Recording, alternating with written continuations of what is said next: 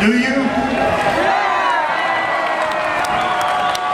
I hope you all go home happy, because you really should. In fact, I kind of think it'd be real easy to fall in love with you guys. It's been really nice, great regional, loved every minute of it. I have to run off to the airport. It breaks my heart that I'm not going to get to shake all of your hands, but let me, you guys dream a lot, I'm sure, and let me dream with you a little bit.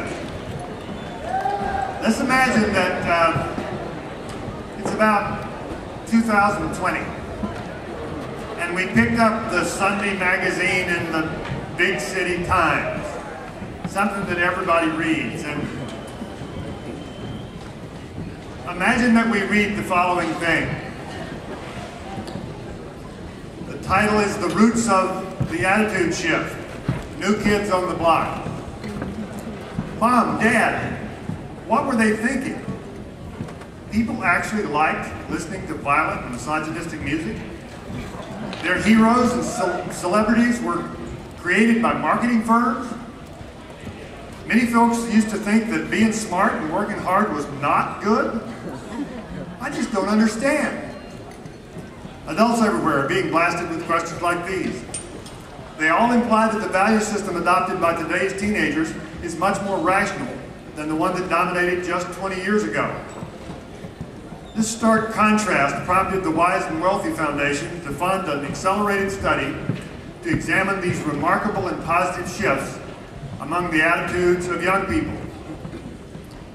In a draft final report unveiled at a press conference yesterday, the Commission traced the roots of this paradigm shift back to the early 21st century, where several schools shifted their educational emphasis. These schools started to de-emphasize training in favor of critical thinking and lifelong education.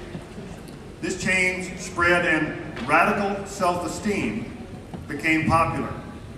Also, the organization called FIRST reached the tipping point and caused a surge in student-driven learning in schools. Kids started to want to learn. Teenagers now are different. They've decided that making their own decisions is an important responsibility. Marketing firms are struggling as to how to understand them. They're no longer swayed by simple slogans or shallow claims. They're proud of understanding science, math, and technology. The most popular women are likely the ones who hold several patents. Their social structures are unselfish and inclusive. They have service resumes. They understand environmental impacts in detail. These kids are not sticky sweet softies. They like hard fun and take great pride in setting stretch goals and indulging in intense competition.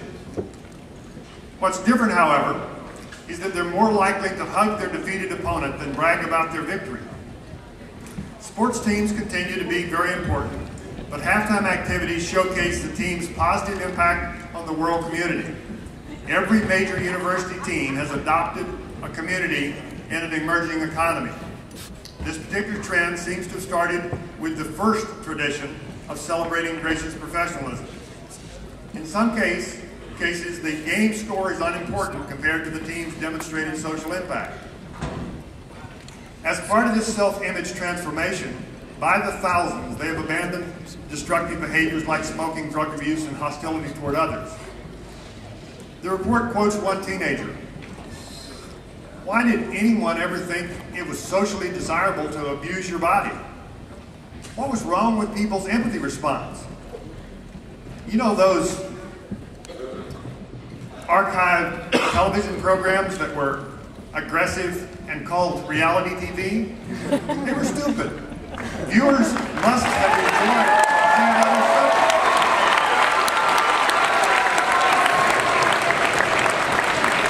My friends and I have no desire to be part of things so 20th century. One of the most curious phenomena reported by the Commission was the popularity of lab coats by inner city kids. On these smocks, they collect autographs of philosophers, scientists, and engineers. To the complete astonishment of sports equipment manufacturers, in several regions of the world, pocket protectors are sold out. Now,